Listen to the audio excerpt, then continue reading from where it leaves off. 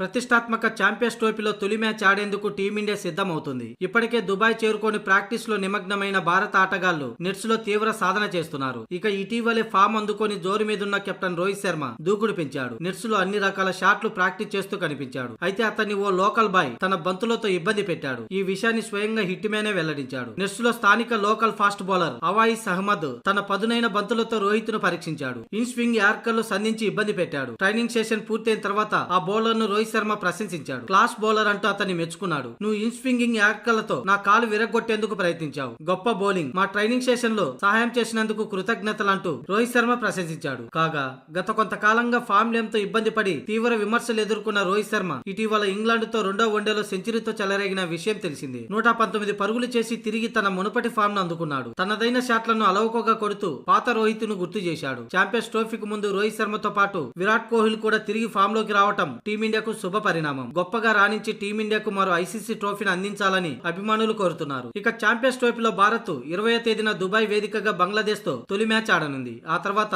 అందరూ ఆసక్తిగా ఎదురు చూస్తున్న మ్యాచ్ లో చిరకాల ప్రత్యర్థి పాకిస్తాన్ తో 23న తలపడనుంది.